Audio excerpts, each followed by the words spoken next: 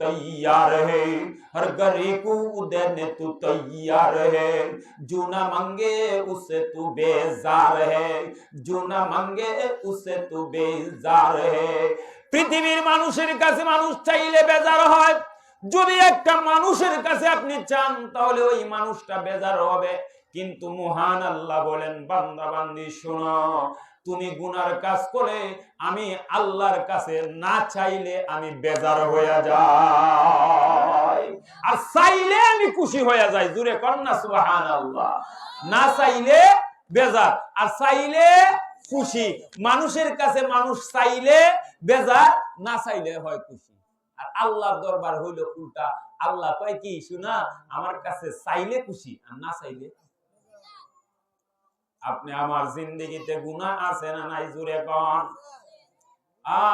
এত পরিমাণ গুনাহ আপনি আমার জিন্দেগিতে করেছি। সুতরাং গুনাহ, এই গুনাহ মাখা মুখ আল্লাহরে দেখাইতে লজ্জা লাগে। কেমনে দেখাবো আল্লাহকে এই গুনাহ মাখা মুখ? হায়াত তোয়ারি হায় কে তেরি সামনে, मैं किस तरह आओ ना आओ तो दिले मुस्तर को पिरले कर्मों कहा जाओ। एक कवि डाक दिया बोलेन, हे प्रभु, गुनाह माखा मुख নিয়ে আপনার দরবারে হাজিরা দিতে আমার লজ্জা লাগে গো। এরপরে বলো না, আপনি তারায়া দিলে আপনার দরবার ছেড়ে যাব কোথায়? এজন্য বরুণার হুজুরে কান্দে আর কয়, তুমি সারা কারো কাছে আল্লাহ করিব রুদন, তুমি বিনে কে বুঝিবে আমরার মনের বেদন, তুমি সারা কেহ নাই দিলে তারায়া, কোথায় যাইমু ফিরাইমু গুরিয়া গুরিয়া। বরুণার হুজুরে কান্দিনি ভাবে। ভাইরা আমার, তওবা ইস্তিগফার বেশি বেশি করা লাগবে। বৃষ্টি বন্ধ হয়ে গেছে, চতুর্দিকে বৃষ্টি বন্ধ, শিশু বাচ্চারা পর্যন্ত কষ্ট করতেছে, গরু ছাগল বেড়া বকরি দুম্বা কষ্ট করতেছে। বৃষ্টি বন্ধ, অনাবৃষ্টি আমাদের দিকেও হয় কি হয় না? দেখবেন বৃষ্টি চতুর্দিকে হয়, লাখাই টানা। গত বছর বৃষ্টি হয় না, সব জায়গায় বৃষ্টি হয়, আমরার দিকে বৃষ্টি হইতেছে না। তো বৃষ্টি যখন হয় না তখন মানুষের কষ্ট হয়, গরমেও কষ্ট হয়, পশু পাখিদের কষ্ট হয়। তো মুসা আলাইহিস সালাতু ওয়াস সালামের উম্মতেরা হযরতে মুসা পয়গম্বরের কাছে যায়, কয়, ওগো মুসা পয়গম্বর, আমাদের এলাকায় বৃষ্টি হইতেছে না, দয়া করে একটু দোয়া করেন যেন আল্লাহ রাব্বুল আলামিন বৃষ্টি দেয়। মুসা আলাইহিস সালাতু ওয়াস সালাম উম্মতদেরকে নিয়ে বাহিরে চলে গেলেন। বাহিরে যায়া এবার হাত তুলে দোয়া করলেন, আল্লাহ বৃষ্টি দেন। আল্লাহ রাব্বুল আলামিন এবার জানা দেয়, মুসা রে, তোমার দোয়া আমি কবুল করব না, কারণ তোমার মজলিসের মধ্যে একজন গুনাহগার আছে, এই গুনাহগারের কারণে আমি বৃষ্টি দেব না। একজন গুনাহগারের কারণে কি বৃষ্টি বন্ধ? এখন মুসা আলাইহিস সালাতু ওয়াস সালাম ঘোষণা করলেন, কে ওই ব্যক্তি আছো আমার মজলিসের মধ্যে, তাড়াতাড়ি তুমি বাহির হয়ে যাও, তোমার কারণে আল্লাহ বৃষ্টি বন্ধ রেখেছে। এমনি মুহূর্তে যেই ব্যক্তির কারণে বৃষ্টি বন্ধ, ওই গুনাহগারটা তো বুঝতেছে যে আইরে আমার কারণেই তো বৃষ্টি বন্ধ, হে বড় জিনাকার, সে বড় জিনাকুর, এজন্য আল্লাহ বৃষ্টি বন্ধ কইরা রাখছে। এখন সে চোখের পানি ফালায়া আস্তে আস্তে কান্দে। এখন যদি উঠটা জাগা যে মুসা আলাইহিস সালাম কইছে যে জিনা করছো, জিনার গুনাহ করছো, এ তাড়াতাড়ি আমার দল থেকে বাইরে যাবা। তখন এ যদি হাজার হাজার মানুষের মাঝখান থেকে উঠটা যায় তাহলে এর পরিচয় হয়ে যাবে কানি। আর যদি পরিচয় হয়ে যায় তাহলে হারা জীবন মানুষে গাইতো না, তোর কারণে বেটা বৃষ্টি বন্ধ আছে। বেটা মরলে বেটার ফুতাইন তেরে মানুষে কইতো না, এ তোর বাপ আসিন জিনাকু, তোর বাপের কারণে বৃষ্টি বন্ধ আসিন কত বছর, গাইবনি? ওই লোকটা চোখের পানি ফালায় আল্লাহর দরবারে কান্দে, প্রভু গো, ও রব্বে কারীম, আল্লাহ এখন যদি তুমি বৃষ্টি না দেও, আমি যদি উঠতে যাইগা, তাহলে মানুষগুলো আমাকে সারা জীবন লজ্জা দিবে। শুধু তাই নয়, আমার ছেলে সন্তান গুলাকে মানুষ লজ্জা দিবে যে এমুকের কারণে, তোর বাপের কারণে বৃষ্টি বন্ধ ছিল। ও প্রভু, এখন আমারে মানুষের সামনে লজ্জিত কইরো না গো আল্লাহ। ও আল্লাহ, আমি তোমার কাছে তওবা ইস্তেগফার করি, যদি তুমি এখন আমারে মাফ কইরা দাও আল্লাহ গো, আর জিন্দেগিতে আর একটা গুনাহ করব না। এভাবে চোখের পানি ফালায়া মাঠের মধ্যে কান্না শুরু করছে। কিছুক্ষণের ভিতরেই আকাশ থেকে বৃষ্টি বর্ষণ হওয়া শুরু হয়ে গেছে। এখন তো বৃষ্টি যখন শুরু হয়ে গেছে গা, বৃষ্টি শুরু হওয়ার পরে এখন সব উম্মতেরা মুসা আলাইহিস সালাতু ওয়াস সালামকে প্রশ্ন করে, ওগো মুসা পয়গম্বর, আপনি বলেছেন আমাদের মধ্যে একজন গুনাহগার আছে, ওই গুনাহগারের কারণে বৃষ্টি বন্ধ। আপনি বলছেন সে বাহির হয়ে যাওয়ার জন্য, কই কেউ তো বাহির হইল না, এরপরেও তো বৃষ্টি হইল, কোনো মানুষ তো বাহির হইছে না। তাহলে আপনি কি বুঝাইলেন? আপনি কি সত্য বললেন না মিথ্যা বললেন? তাহলে তো একটা সন্দেহ সৃষ্টি হয়। এমনি মুহূর্তে মুসা আলাইহিস সালাতু ওয়াস সালাম আল্লাহকে ডাক দিয়া বলেন, আল্লাহ আপনি বলেছেন নাফরমান বাহির হইয়া গেলে আপনি বৃষ্টি দিবেন, কিন্তু আল্লাহ গো, কেউ তো বাহির হইতে দেখলাম না, কিন্তু আপনি তো বৃষ্টি দিয়া দিছেন, কেমনে কি বুঝলাম না। আল্লাহ রাব্বুল আলামিন ডাক দিয়া বলে, এ মুসা, তুমি কি জানো না আমি গফফার, আমি রহিম, আমি রহমান। মুসা রে আমার বান্দা চোখের পানি ফালায়া মাঠের মধ্যে বয়া বয়া কাঁদছে, অন্তর দিয়া তওবা করছে। এখন সে যদি দাঁড়ায় তাহলে তার পরিচয় হয়ে যাবে, তার যদি পরিচয় হয়ে যায় সেও লজ্জিত হবে, দুনিয়ার মানুষের কাছে সেও লজ্জিত হবে, তার ছেলে সন্তান গুলাও লজ্জিত হবে। আল্লাহ রাব্বুল আলামিন হইল গফফার, আল্লাহ হইল সাত্তার। মানুষ গুনাহ করে, মানুষের গুনাহগুলো আল্লাহ ডাইক্কা রাখে। কথা বলেন ঠিক কিনা? আয় খুদায়ে মেরে সত্তারুল উয়ুব, মেরে মাওলা মেরে গফফারুজ যুনুব, है तू भी हाजत रवाए दू जहां, हम तेरी दर चूर कर जाए कहा, कर लिया तूने वली बंदे हजार, मुझको भी अपना बना ले कर देगार। सुल्तान अहमद नानपुरी रहमतुल्लाह अलैहि কানতেন আর বলতেন, ও প্রভু, আপনি দয়া করে মায়া করে আমার গুনার উপরে তুমি পর্দা ফালায় রাখছো, তাই কেউ দেখে না, কেউ জানে না, সন্তানেও জানে না। যদি আল্লাহ আমার গুনাহটা প্রকাশ করে দিত রে ভাই, আর যদি সন্তানে জানতো, ফুতে যদি জানতো, তাহলে ফুতে বলতো, আল্লাহ আমার বাপ কত বড় গুনাহগার, আমার বাপ বুঝি জিনাকার। যদি মায়ের গুনাহটা সন্তানের কাছে প্রকাশ করে দিত রে, সন্তান মাকে লজ্জা দিত, মা সন্তানের কাছে মুখ দেখাইতে পারতো না। কথা বলেন ঠিক কিনা?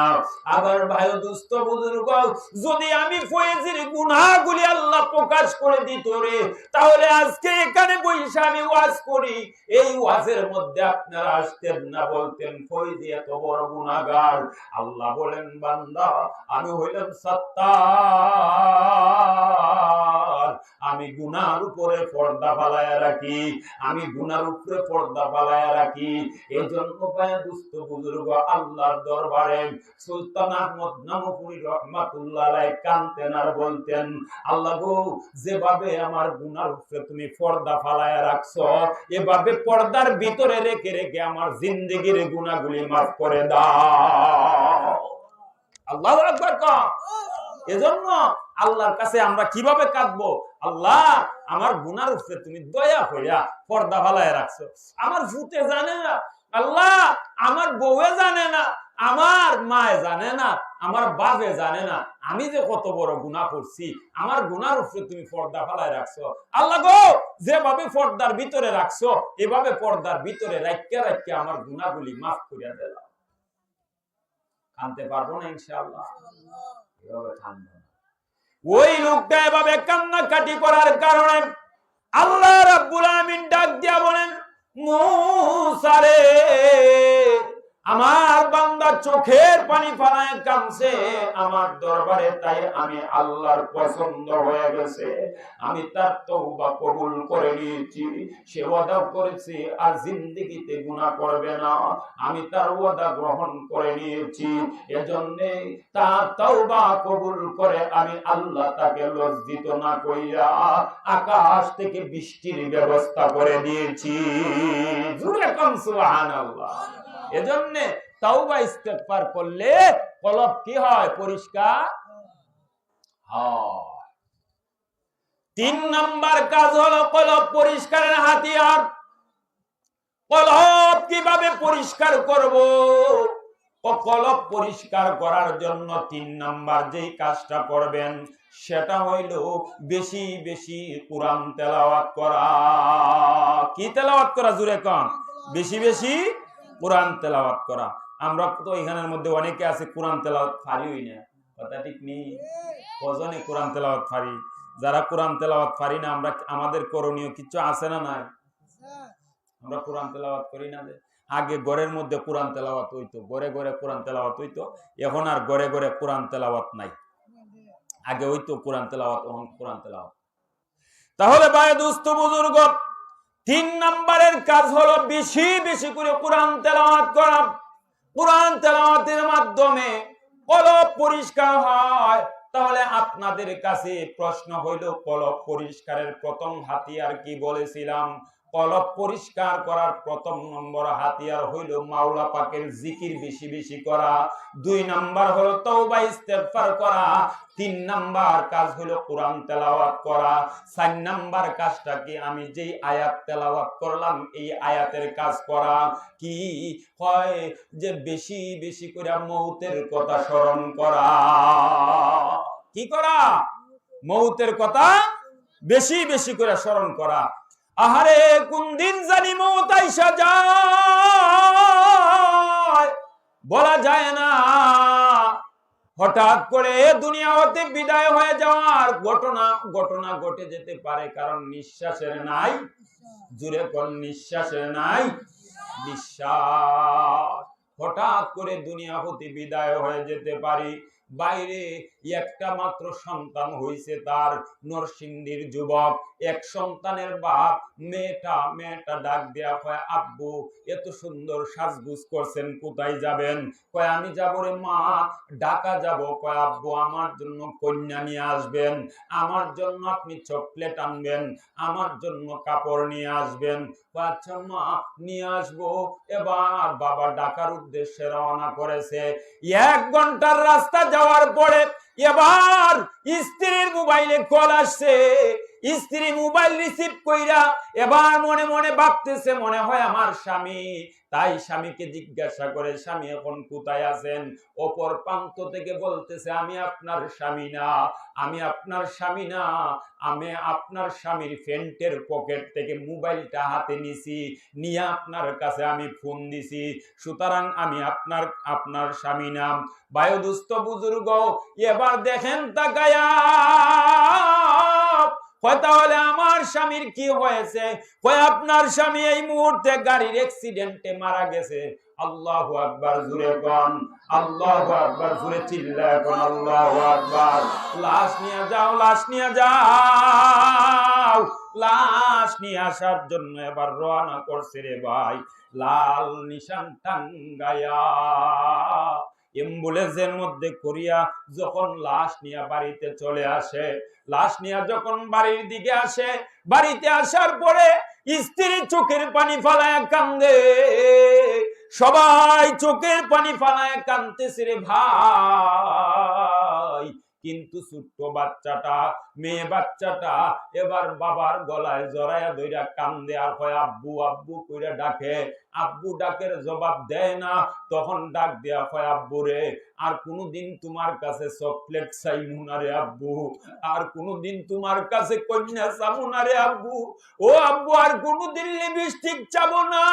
ও আব্বু, আর কোনদিন তোমার কাছে টাকা চাইবো না। শুধুমাত্র একটা বার আমার আব্বা ডাকের জবাব দিয়া যাও রে আব্বু। কিন্তু কত ডাক ডাকলো, আব্বু তো আর ডাকের জবাব দিল না। সুতরাং ভাই দুস্থ বুজুর্গ, একদিন আপনি আর আমিও দুনিয়া হইতে চলে যাব। ছেলে সন্তান গুলা আব্বু আব্বু করে ডাকবে, আপনি আমি জবাব দিব না। ও ঘরের পর্দার আড়ালের মা, পর্দার আড়ালের বোন, আপনাদেরকে বলছি গো মা, মাঝে মধ্যে ফজরের নামাজের পরে চোখ দুইটা যায় নামাজের মধ্যে বসিয়া বন্ধ কইরো, বন্ধ করিয়া এবার চিন্তা কইরো, আহারে একদিন লাল শাড়ি পরিধান করিয়া স্বামীর বাড়ির দরজা দিয়া ঘরে ঢুকছিলাম রে, কত মানুষ আমারে শরবত খাওয়াইছে, কত মানুষ আমারে বাতাস করছে, কত মানুষ আমারে শরবত খাওয়াইছে, কত মানুষ আমারে বাতাস করছে, আহা আমার মুখটা কত মানুষ দেখা গেছে। এরপরে এমন একদিন আসবে যেদিন গো মা, যেদিন রে বাবা, ও বোন, যেদিন সাদা মার্কিক 5টা কাপড় পরিধান করিয়া স্বামীর বাড়ির দরজা দিয়া বাহির হইয়া যাইবাই গা মা, ও বোন স্বামীর বাড়ির দরজা দিয়া চিরবিদায় হইয়া যাইবা, ছেলে সন্তান গুলা মা মা মা কইরা ডাকবে, মা তো কোনো জবাব দিব না। কথা বলেন ঠিক কিনা? রে ভাই দুস্থ বুজুর্গ, একটু বুঝার চেষ্টা করো, কি নিয়ে কবরের দিকে রওনা করলাম। দুনিয়ার কামাই দুনিয়ায় পড়ে থাকবে, আখিরাতের জন্য কি সামানা জোগাড় করলাম। বাদশা সিকান্দারের ঘটনা আপনারা শুনেছেন। এই ছেলেরা, এই যুবকেরা, এই যুবক ভাইয়েরা, একটু মনোযোগ সহকারে এদিকে তাকাও রে যুবক ভাই। আল্লাহু আকবার। বাদশা সিকান্দার এত বড় বাদশা ছিল, সারা পৃথিবীর বাদশা ছিল, হাত থেকে সুয়ার উসকে তাজে রে নগি বলকতা ও মালিকে রু ये जमीन जब सिकंदर मर गया उसकी वजीर सब वसीयत पर हुई फरमाफिजीर जा बजा कर तेने दाबा खासवाम ये सुनो तुम ये सिकंदर का पयाम। ও ভাই, সিকান্দার বাদশাহ 7টা মহাদেশের বাদশাহ ছিল বাদশাহ সিকান্দার। এত বড় বাদশাহ পৃথিবীর বুকে মনে হয় দ্বিতীয় আর কেউ হইতে পারবো না রে ভাই। এত বড় বাদশাহ হওয়ার পরে তিনি তার উজিরে ডাক দেয়া হয়, উজির রে কোন দিন মারা যাব বলা যায় না, মৃত্যুবরণ করার আগে তোরে একটা ওসিয়ত কইরা যাই। কি ওসিয়ত? আমি যদি মারা যাই, এ ভালো করে বুঝেন, হয় আমি যদি মারা যাই তাহলে তুমি আমাকে সমস্ত শরীরে কাফনের কাপড় পরায়া, হাত দুইটা কাফনের কাপড়ের বাহিরে রাইকা শহরের মধ্যে আমারে কাঁধে কইরা একটু ঘুরাইয়া ঘুরাইয়া এরপরে নিয়ে কবরে রাইকো। ও ভাই, যখন বাদশা সিকান্দার মারা গেল, বাদশা সিকান্দার মারা যাওয়ার পর এবার আল্লাহু আকবার আল্লাহু আকবার, বাদশা সিকান্দার মারা যাওয়ার পরে এবার তাকে লাশ, তাকে কাফনের কাপড় পরাইলো, কিন্তু 2টা হাত বাহিরে রাইকা দিল। বাহিরে রাইকা দিয়া শহরে যখন ঘুরায়, তখন আহাম্মক শ্রেণীর লোকেরা কয়, দেখ রে, সারা জীবন বাদশা আমরার কাছ থেকে খাজনা ট্যাক্স নিছে, মনে হয় এখনো আমরার কাছে খাজনা ট্যাক্স চায়, এজন্য দেখো মরার উপরেও হাত বাড়াইয়া রাখছে।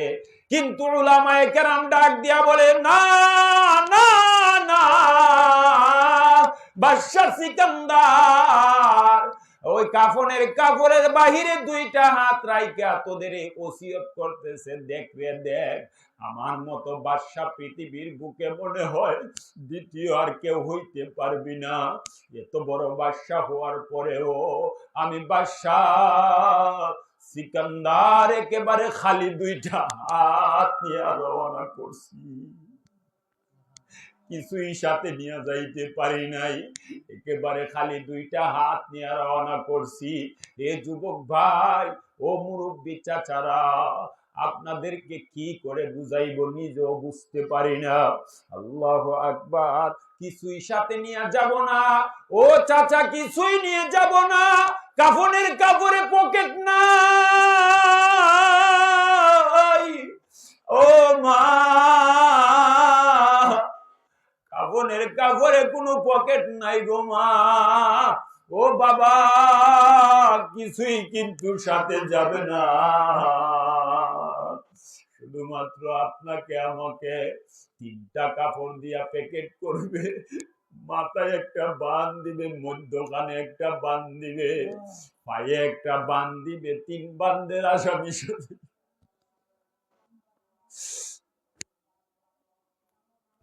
কেন আপনাকে আমাকে মাথায় বান দিল, মাথায় বান দিল, পায়ে বান দিল রে যুবক ভাই?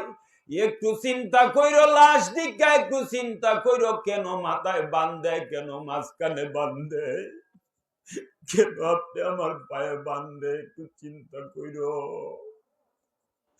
মাথার বান দিয়া বুঝাইয়া দেব ফাইজুল ইসলাম, আর কোনদিন তুমি মাথা নাড়াইয়া দেখবা না। মাজার বান দিয়া বুঝাইয়া দিল আব্দুল করিম, আর কোনদিন দুনিয়া দুটে আর দ্বিতীয়বার বসবা না। আল্লাহু আকবার জোরে কর। আর কোনদিন উঠে বসবা না, শেষ বসা। পায়ে বান দিয়া বুঝাইয়া দিল দুনিয়ার জমিনে তুমি হাঁটবা না, তোমার হাঁটা চিরতরে শেষ। এ যুবক ভাই, আপনাকে আমাকে 3টা বান দিয়া যখন নাকি খাটিয়ার মধ্যে করিয়া বাড়ি থেকে বাহির করিয়া নিয়ে যাইবে, ছেলে সন্তান গুলাই একজন আরেকজনের গলায় জড়াইয়া ধইরা কাঁদবে, আব্বু আব্বু কই যায়, আব্বু কই যায়, আব্বু কই যায়। কত মানুষের লাশ দেখেছি, বাচ্চারা খাটিয়ার মধ্যে টান্না টান্না দইরা রাখে। ওই যে সেদিন হাদি ভাই মারা গেল, হাদি ভাইয়ের ছেলে বারবার বলতে, উসমান হাদির ছেলে বারবার কয় আব্বু কই, আব্বুর কাছে যামু, আব্বুর কাছে যামু।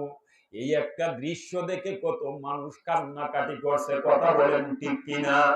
এ যুবক ভাই, তাহলে আপনি আমিও চলে যাব বড়ই পাতার গরম পানি দিয়া।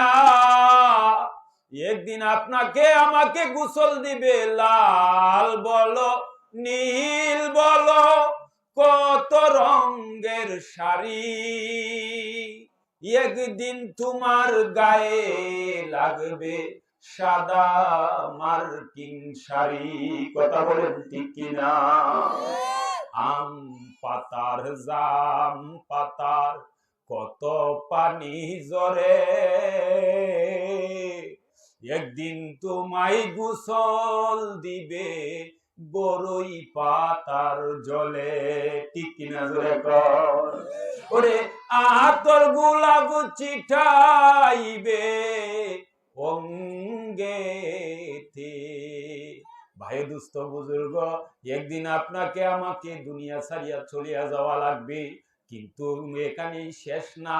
যখন আপনাকে আমাকে কবরের পশ্চিম পার্শ্বে নামাইবে, যুবক বাইরে আজকে নামাজ পড়তে ভালো লাগে না, রোজা রাখতে ভালো লাগে না, গানও যাইতে খুব ভালো লাগে।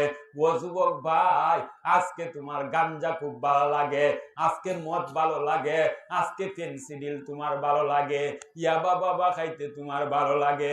কিন্তু রে যুবক ভাই, একটু ভালো করিয়া বুঝো, আজকে যে তোমার ভালো লাগতেছে, এমন একদিন আসবে আপনি আমার আত্মীয় স্বজন কবরের মধ্যে রাখতে যাবে, তোমার আমার রুহটা ওই কবরের দিকে তাকায়া দেখবে, 99টা সাপ কেউলা কেউলি করতেছে রে। কবরে তাকায়া দেখবে আগুন দাউ দাউ করে জ্বলতাছে, কবরের মধ্যে ছায়া ছায়া দেখবি অবস্থা। একটা কইরা চিৎকার মারবো আর কইব, আমার এই কবরে রাখিস না রে, আমার এই কবরে রাখিস না। তোরা কি দেখোস না সাপ বিচ্ছু বইরা গেছে কবর? তোরা কি দেখোস না কবরে সাপ বিচ্ছু ভরে গেছে? ও ভাই, কেউ শুনবে না, কেউ জানবে না, আপনাকে আমাকে কবরে রাখবে। উড়িয়া ফারিয়া আপনি আমার ছেলে সন্তান গুলা উড়িয়া ফারিয়া মাটি দিবে, মাটি দিয়া যার যার বাড়িতে চলে আসবে। কথা বলেন ঠিক কিনা? কিন্তু কবরে যখন পরে থাকবো, আমার ডাইনেও মাটি থাকবে, বামেও মাটি থাকবে, সামনেও মাটি থাকবে, পিছনেও মাটি থাকবে, উপরেও মাটি থাকবে, নিচেও মাটি থাকবে। আলু নাই, বাতি নাই, সাথী নাই, কিছুই নাই। ওই কবরে এক আল্লাহ ছাড়া উপায় নাই। কথা বলেন ঠিক কিনা? কি যে উপায় হবে গহীন কবরে, মাওলা যদি মাফ না করে মুদেরে, মাওলা যদি মাফ না করে। জোরে জোরে পড়তে হলো। কি যে উপায় হবে গহীন কবরে, মাওলা যদি মাফ না করে। সাপে কাটবে,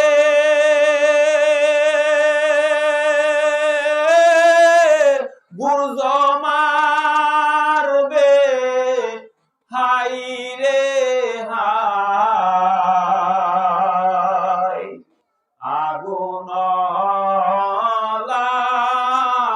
গায়া দিবে কলিজায়, আগুন গায়া দিবে কলিজায়। সহ্য করতে পারবো না রে ভাই কবরের আযাব। কথা বলেন ঠিক কিনা? ওই কবরে যখন আপনাকে আমাকে রেখে চলে আসবে সবাই, আল্লাহর রাসূল বলেন কবরের মাটি দুই দিকে গর্জন দিয়ে দূরে সরে যাবে, আবার দুই দিকের মাটি গর্জন দিয়া এমন জোরে চাপ মারবে, এক পাজরের হাড্ডি অন্য পাজরে ঢুকায়া দিবে। যুবক ভাই, কেমনে সহ্য করবো রে ওই কবরের আযাব? সহ্য করার ক্ষমতা নাই রে ভাই, তোমারও নাই, আমারও নাই। ওই যে সংক্ষিপ্ত কথা, আমার উস্তাদ চলে আসবে, কয়েক মিনিটের ভিতরে আমার বয়ান শেষ করব। ও ভাই, কবরের আযাব তো কঠিন আযাব। আবার হাসরের মাঠে মাথার আধা উপরে সূর্যটা থাকবে, সূর্যের গরমে মাথা ঠাস করে ফেটে যাবে, মগজগুলো বায়া বায়া বায়া পড়তে থাকবে। তামার জমিন মানে তামার রঙের, তামার রং ধরবে আগুন হইয়া। আল্লাহু আকবার। সূর্যের গরমে মাটি এমন গরম হইবে, আর এমন একটা রং ধরবে যেই রংটা হলো তামার রং। এই গরম জমিনের মধ্যে দাঁড়ায়া থাকা লাগবে রে যুবক ভাই, দাঁড়ায়া থাকবা, দাঁড়ায়া থাকবা। এরপরে পানির পিপাসা লাগবে, পানির পিপাসার কারণে পানি পানি পানি করে চিৎকার মারবা। আপনি আমার এই অবস্থা হবে যদি গুনাহগার হয়ে কবরে যাই, তাহলে আপনাকে আমাকে কবরের মধ্যে যাওয়ার পরে তো শাস্তি। হাসরের মাঠে পানি পানি করে চিৎকার করতে করতে আপনি আমার জিহ্বাটা নাভি পর্যন্ত ঝুলে যাবে, নাভি পর্যন্ত ঝুলে যাবে। আহা, কেমনে সহ্য করবো রে যুবক ভাই? যেহেতু সহ্য করতে পারবো না, এই কঠিন আযাব আপনার আমার সহ্য করার ক্ষমতা নাই, এজন্য আপনাকে আমাকে কবরের সামানা জোগাড় করার দরকার আছে না নাই? জুড়ে কর। কবরের সামানা জোগাড় করা দরকার, হাসরের সামানা জোগাড় করা দরকার। কেমনে করবো রে যুবক ভাই? নামাজের সময় হইলে নামাজ পড়ো, রোজার সময় হইলে রোজা রাখো, হজের সময় হইলে হজ করো, যাকাতের তৌফিক হইলে যাকাত দাও, টুপি মাথায় দাও, আহা দাড়িটা রাখো। অনেক যুবক আছে দাড়ির মধ্যে বেলিট লাগায় কি লাগায় না। হুজুরকে নিয়ে আসেন, অসুবিধা নেই। ভাই দোস্ত বুজুর্গ, ও ভাই আরো বুঝার চেষ্টা করেন রে ভাই। হাসরের মাঠে আল্লাহু আকবার কি বলতেছিলাম, যে আজকে দাড়ি রাখতে ভালো লাগে না, আজকে আপনি আমার নামাজ ভালো লাগে না, এই যে এই অবস্থা আপনি আমি করতে আছি, হাসরের মাঠে রাসূলুল্লাহ সাল্লাল্লাহু আলাইহি ওয়াসাল্লাম আপনি আমার জন্য কি করবেন? দুনিয়ার মধ্যে আল্লাহর রাসূল সারা জীবন উম্মতি উম্মতি উম্মতি উম্মতি বলে কান্নাকাটি করছেন। এখনো মক্কা, এখনো মদিনার জমিনে নবী শুয়া শুয়া উম্মত উম্মত উম্মত করে কান্নাকাটি করে। কিন্তু আপনি আমি ওই নবীর জন্য কি করলাম? রাসূলের দাড়ি মুবারক, আল্লাহু আকবার, আপনি আমি দাড়ির মধ্যে কুর লাগাইলাম। দাড়ির মধ্যে কুর লাগানি মানে হইল রাসূলের কলিজার মধ্যে কুর লাগানি। রাসূলের কলিজার মধ্যে কুর লাগাইয়া কেমনে রে যুবক ভাই নিজের নবীর মুহাব্বত ওয়ালা দাবি করো? কেমনে মুখ রাসূলের সামনে দেখাইবা? হাসরের দিন এরপরে আরো কঠিন পরিস্থিতি হবে। আল্লাহ রাব্বুল আলামিন ডাক দিয়া বলবে, ও ফেরেশতারা, হাসরের মাঠ দিয়া জাহান্নামটারে একটু লইয়া যাও। হাসরের মাঠ দিয়া জাহান্নামটা একটু লইয়া যাও। জাহান্নামটারে একটু দেখো, বেনামাজির দলে একটু দেখো যে আমি কি কঠিন পরিস্থিতি রাখছি জাহান্নামে। হাসরের মাঠে যখন জাহান্নামকে নিয়ে আসবে, তবে ফেরেশতাদেরকে আল্লাহ বলবেন, ও ফেরেশতারা সাবধান, জাহান্নামে বালা কইরা শিকল লাগাও। একটা জাহান্নামে ৭০,০০০ শিকল লাগাইবে, এক একটা শিকলে ৭০,০০০ ফেরেশতা ধরে রাখবে। এক একজন ফেরেশতা এত বিশাল যে এক কাঁধ থেকে যদি আরেক কাঁধে ফেরেশতার যাইতে চাও তাহলে ৫০০ বছরের সময় লাগবে। আল্লাহু আকবার। এত বিশাল বড় ফেরেশতারা জাহান্নামকে ধরে রাখবে ৭০,০০০ শিকল লাগায়া, এক একটা শিকলে ৭০,০০০ ফেরেশতা ধইরা জাহান্নাম যখন হাসরের মাঠ দিয়া নিয়ে যাবে, হাসরের মাঠে তোমার আমার মতো নাফরমানদেরকে দেখে, যারা নামাজ পড়ে নাই, রোজা রাখে নাই, হজ করে নাই, যাকাত দেয় নাই, দাড়ি রাখে নাই, উলামায়ে কেরামের সাথে বেয়াদবি করেছে, ওই সমস্ত নাফরমান তাদেরকে যখন জাহান্নামে দেখবে, তখন জাহান্নামে দৌড় শুরু করবে তাদের ধরার জন্য, যে তাড়াতাড়ি তাদেরকে ধরি, তাদেরকে ধইরা জাহান্নাম তার ভিতরে গিলার জন্য অগ্রসর হবে। ফেরেশতারা এবার জাহান্নামরে পিছন দিক থেকে টানবে, আর জাহান্নাম সামনে ধরবে, আর ফেরেশতারা পিছনে টানবে। এই অবস্থায় জাহান্নাম বাধা পায়া হাসরের মাঠে লাফ শুরু করবে। এমন ভাবে লাফাইবে, লাফানির কারণে হাসরের মাঠে এমন একটা ভয়ঙ্কর আওয়াজ হবে, এমন গর্জন আর তর্জন শুরু হবে। এই আওয়াজের কারণে আদম সফিউল্লাহ নিজের উম্মতের কথা ভুলে যাবে, ভুলে যায় সেজদায় পড়ে কাঁদবে, নফসি নফসি নফসি নফসি, আল্লাহ তুমি আমারে বাঁচাও, তোমার জাহান্নাম যেইভাবে আসতেছে, আল্লাহ তোমার জাহান্নাম থেকে আমারে বাঁচাও। মুসা পয়গম্বর সিজদায় পড়ে কাঁদবে নাফসি নাফসি। মুসা পয়গম্বর জলিলুল কদর নবী বলবে নাফসি নাফসি। ইব্রাহিম খলিলুল্লাহ সিজদায় পড়ে কাঁদবে নাফসি নাফসি। ইসমাইল জবিউল্লাহ সিজদায় পড়ে কাঁদবে নাফসি নাফসি নাফসি। ঈসা নবী পর্যন্ত কাঁদবে নাফসি নাফসি। কিন্তু আপনি আমার নবী আকায়ে নামদার তাজদারে মদিনা মুহাম্মাদুর রাসূলুল্লাহ সাল্লাল্লাহু, জুরে কোন না, সাল্লাল্লাহু আলাইহি ওয়াসাল্লাম কাঁদবে ইয়া হাবলি উম্মতি ইয়া হাবলি উম্মতি ইয়া হাবলি উম্মতি। আল্লাহ আমার উম্মত বাঁচাও, আল্লাহ আমার উম্মত বাঁচাও, আল্লাহ আমার উম্মত বাঁচাও। ও ভাই দুস্থ বুজুর্গ, এমনি মুহূর্তে আল্লাহ রাব্বুল আলামিন ডাক দিয়া বলবে হাবিব গো, আপনার মাথা সিজদা থেকে উঠান গো, ও হাবিব মাথা উঠান। নবীজি ডাক দিয়া বলবেন আল্লাহ তোমার জাহান্নাম আগে আটকাও। তোমার জাহান্নাম যেইভাবে আমার উম্মতের দিকে আসতেছে মনে হয় আমার উম্মত গুলোকে গিলে ফেলবে। আল্লাহ তোমার জাতের কসম, তোমার ইজ্জতের কসম, তোমার জালালিয়তের কসম, তোমার জাহান্নাম যদি আমার একটা উম্মতকে গিলে তাহলে আমি নবী কিন্তু তোমার বেহেশতে যাইব না। আল্লাহু আকবার।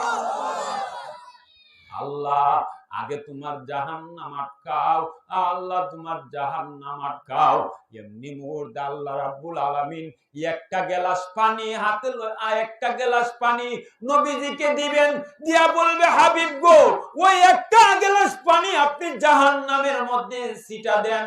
জাহান্নামের মধ্যে আল্লাহর রাসূল পানি যখন ছিটায়া দিবে জাহান্নাম দৌড় শুরু করবে পিছনের দিকে।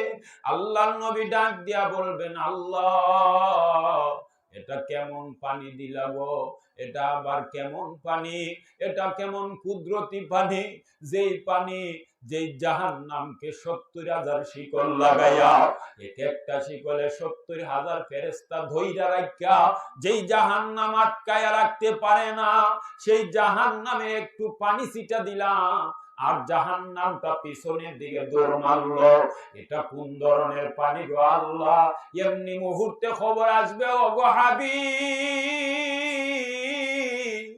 এটা কোনো কুদরতি পানি না, এটা কোনো বেহেশতি পানি না, এটা হইল আপনার গুনাহগার উম্মতের চোখের পানি। আল্লাহু আকবার।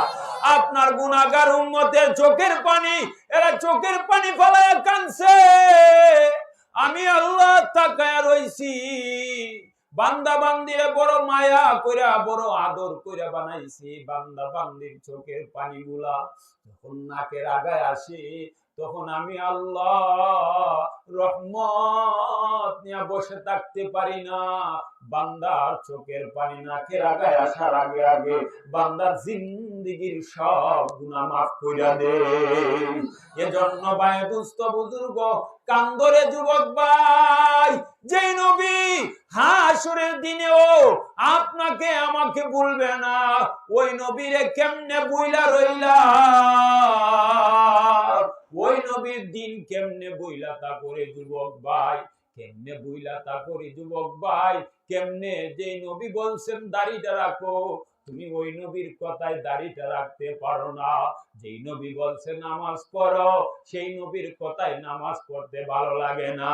যেই নবী বলছেন তুমি টুপিটা রাখো, তোমার ভালো লাগে না। ও ভাই, নবী যা বলছেন একটাও তুমি করতেছো না, কেমনে নবীর সামনে মুখ দেখাইবা?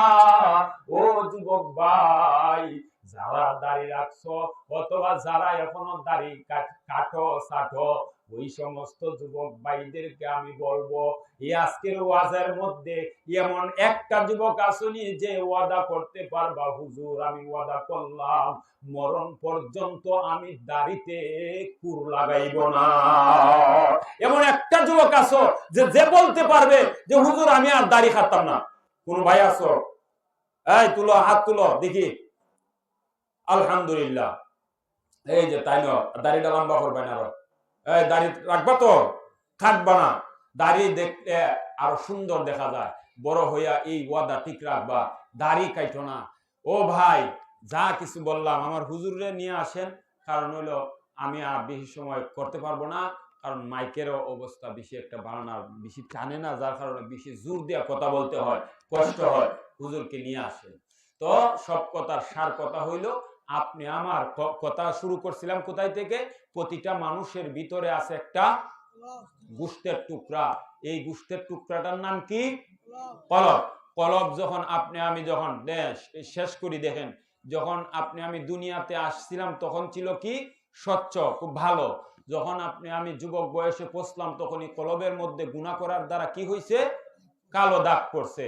এই কালো দাগ গুলা যখন কালো দাগ পড়ছে, কলব নষ্ট হয়েছে। নষ্ট হইলে কি হয়? কি হয় যে ভালো জিনিস তার খারাপ লাগে, আর খারাপ জিনিস তার কি লাগবে? ভালো লাগবে। কথা হইলে এই নষ্ট কলবকে ভালো করব কিভাবে? 4 কাজ করো। কয় কাজ? 4 কাজ। 1 নম্বর কি করব? বেশি বেশি জিকির করব। 2 নম্বর কি করব? তাওবা ইস্তেগফার করব। ইয়াদ আছে নি? 1 নম্বর কি করব? জোরে এখন 1 নম্বর কি করব? হ্যাঁ, 2 নম্বর তাওবা ইস্তেগফার করব। 3 নম্বর কি করব? কোরআন তেলাওয়াত করব। আমরা যারা কোরআন তেলাওয়াত করতে পারি না, আমরার কাজ কি? আমাদের কাজ হইল উলামায়ে কেরামের সাথে সুসম্পর্ক রাখিয়া, ভাই ভাতিজা যারা আছে কোরআন শরীফ পড়ছে এদের সাথে সম্পর্ক রাখিয়া, এদেরকে মাঝে মধ্যে গড় আনিয়া যে একটা পৃষ্ঠা কোরআন তেলাওয়াত করো ভাতিজা, আমি শুনতাম। হুজুরের দ্বারে গিয়া কোন হুজুর আইসলাম তো আমার একটা পৃষ্ঠা কোরআন তেলাওয়াত শুনাই নিয়ে, হুজুরের সাথে মুয়াজ্জিনের সাথে সম্পর্ক রাখিয়া কোরআন তেলাওয়াত করা। আর 4 নাম্বার কি? মউতের মুরাকাবা। এই 4 কাজের মাধ্যমে কলব পরিষ্কার হয়। আল্লাহ রাব্বুল আলামিন আপনাকে আমাকে কলব পরিষ্কার করে কবরে যাওয়ার তৌফিক দান করুন, সকলে বলে আমিন।